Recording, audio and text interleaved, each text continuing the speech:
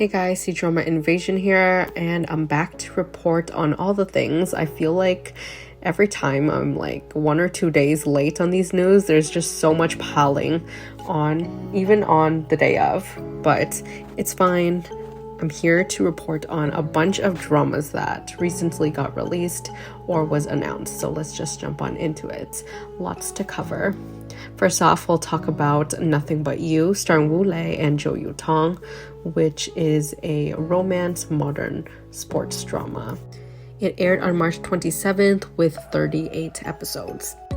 Once again, the same rules applies. Please let me know your thoughts in detail or rating so far for any dramas that we discuss. I'm compiling a list of things to watch late April after I finish my final exams and I'm done with studies for good. Then we have a drama called Pledge of Allegiance. This is also known as Brotherhood of Blade, Shadow of Mountain River. It stars Zhang Yunlong, Chen Roshan, and Sun Yi. This one aired on iQIYI with 24 episodes. It's a romance wuxia drama with investigation, some martial arts, and action. After that, Mango TV released a romance web drama called Love is Written in the Stars. It stars Yandi and Ruipeng on March 31st. This one also has 24 episodes and it has some elements of fantasy and martial arts. Based on early reviews, this is fine, but slowly people are really getting into the chemistry of the main couple. So I'm interested in checking this out, maybe because the male lead was in one of my favorite dramas, The Blood of Youth. Then after that, we have the Republican spy drama called Thin Ice. I'm totally biased to Peng Guanying. I feel like even though his dramas aren't like 10 out of 10s or anything, his acting and chemistry with the protagonist, it doesn't matter who it is really good. The female lead here is Yuqi Chen, or Chen Yuqi, and it airs April 5th on Hunan TV and Mango TV. So this one has 40 episodes, which is the only reason why I might be a little bit hesitant, and it's also been a while since a Chinese Republican drama really hooked me. Of course, you gotta be in a type of mood for this. There's so much politics going on, and it's between Japan versus China, espionage, I'm guessing, and lots of sacrifices, so potentially bad endings. Then on the 6th, we have iQIYI suspense police drama called 13 Years of Dust. This is actually part of the Light On series, and it stars Chen Jianbin and Chen Xiao. As the title suggests, this is about a certain case that went cold for 13 years. 13 years ago, we're seeing something happen, and then I think the male lead was a very low-ranking officer at the time. Now, 13 years later, something similar is happening. And of course, he wants to get to the bottom of this and seek out justice. There's 24 episodes. The amount of interesting crime dramas that's been released, but kind of like all at the same time. So I feel like nobody has time to see them all, but I heard great things about lots of recent dramas. I think Who Is He is one of them, Echo, and it looks like this is a good potential too. And on the 6th, of course, we have probably the most anticipated drama from this list in April in general, probably, is Till the End of the Moon, starring Bai Lu and Luo Yunxi. It is a Chen Xiao romance with forbidden love. Yes, even though it's like devil and immortal fairy type of romance, and we've kind of heard it before, I think the costumes are just stunning and the effects looks good too. Even the side characters are great, so I'm hoping that this is good, and I'm praying that we have a happy ending. Fantasy romances are actually my favorite ones, so I have a lot to catch up on and a lot to watch this month. So stay tuned for the reviews, even though they're probably going to come really late.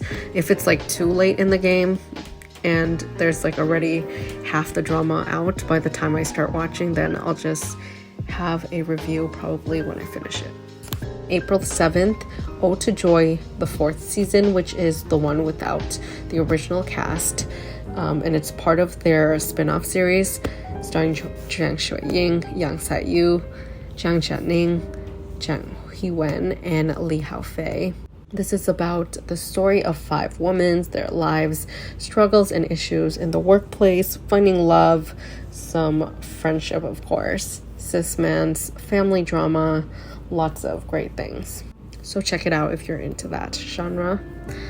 Then we have a surprising news that Lo Yang will be released on Beijing TV, and this is actually the first ever web drama that got to air in a public TV channel. So congrats to them. That's actually huge news and is great because web dramas are usually just aired specifically online, and yeah, there's really no crossover, but now this opens the doors for a lot of great opportunities for these web dramas to reach a wider audience. Bailu and Dylan Wang's drama Only for Love wrapped up filming recently. I am so excited to see these two together. Like, there's already some leaked pictures of them holding hands and going on dates and kissing, and it looks so good. Also, the side cast is pretty great too. You have Wei Jianming, and he is pretty solid when it comes to acting. I just cross my fingers and hope that the romance will be good, and not just the romance scenes, but in general the plot has to be coherent and hopefully not super draggy. Fox Spirit Matchmaker starring Yang Mi and Gongjun drops a new poster after hitting 1 million reservations on iQIYI. I love the main posters, but I'm happy that we get to see like a glimpse into what the drama will be, a balance between the lighter moments and also deeper moments, with this poster looking very dramatic. Excited to see anything about this because they're planning to do a whole like 3-part series with it, and it's supposed to be the next big thing next to Eternal Love, so we shall see how that goes. Then Hu Yitian posted a photo with him and flowers, which represents that he just recently ended his contract with his older agency and signed to a new one. And other actors in this agency is Lo Jin. I don't know how I feel about this. I feel like, yes, Hu Yitian has been definitely typecasted, but I'm not too sure if I'm confident with all the roles that Lo Jin's been getting, that if it's a good thing for him, but we'll just have to wait. Next to celebrity news, we have Liu Yunning addressing media reports that yes, he was married in 2012 and divorced a year later in 2013. And this was way before he debuted, and he did that in 2018. He confirmed that he was once married but denied the other rumors, saying that he has a pregnant wife and he's been failing to pay up on childcare. Yeah, wild stuff, but usually you see people kind of ignore these things.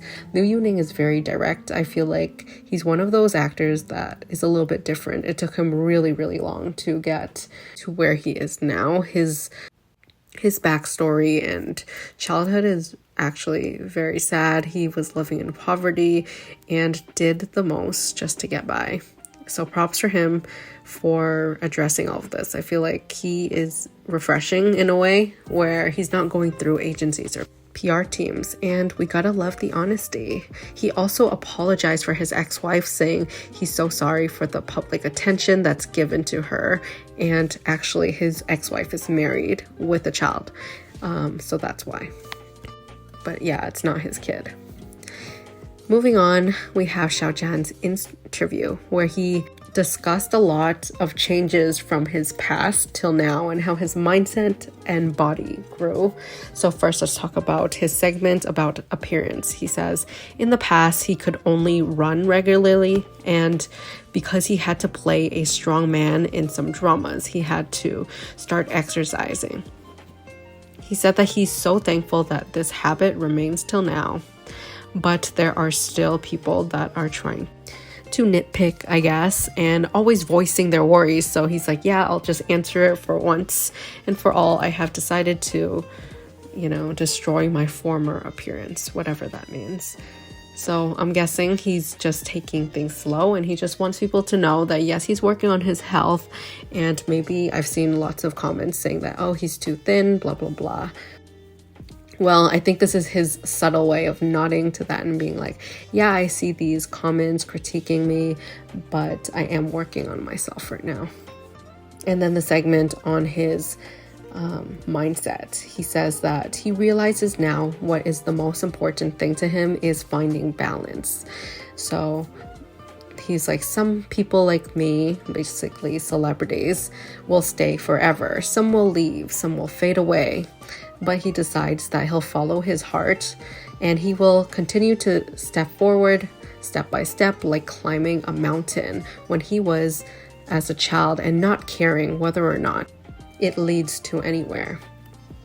I interpreted this as he's saying that he's doing things differently now. Before, it was more just for PR or based off of popularity. Like, of course, you want the fame, but now that he has it, he's kind of like, okay, I'm slowing it down and I'm going back to my inner child. I'm going to follow my heart and take on all the roles I want to. It doesn't matter if it's like a smaller role, a bigger role, or something completely different of his genre, which I've seen him do a lot lately with his theater performances, Ace Troops, and some other less traffic star routes, I guess. Now onto the rumor section, we have a couple. The first one is, after transferring to his new agency, Huiwen is now in a rumor with Zhang Jingyi, and they're looking at a script to act in a costume drama that focuses on business. Esther Yu and Chen Xiao are rumored to be in an upcoming drama called My Boss. This is a CEO romance, as you can tell by the title. I feel like just from that title alone, you can guess exactly what type this drama is. It's definitely not anything new at all, but I do hope that they do something interesting with the plot and it's not just like a cute, naive girl that melts the heart of the cold CEO type character. But I bet you that totally is what this is, unless it's like a hate to love romance or maybe a contract marriage or something tropey. It could be a good guilty pleasure though, can't lie. Some days those dramas just are mindless entertainment. And last but not least is a drama called Seven Fierce Slips, which is looking at Song Weilong and Zhou Ye as the main leads. I'm pretty sure this is a costume drama. And to that I say bring it on. I love Song Weilong in costume dramas. I feel like he's great. Zhou Ye is one of those younger actresses that I think can actually act, which is good news. Anyways, this is a wrap up for this video. If I missed out anything, which I probably might have a couple of news, I'll add them to the next video. As usual, all the things you need is in the description box below. Links to playlists, names, titles of dramas, news, and rumors. And I'll see you guys in the next one. Make sure to like, comment, subscribe.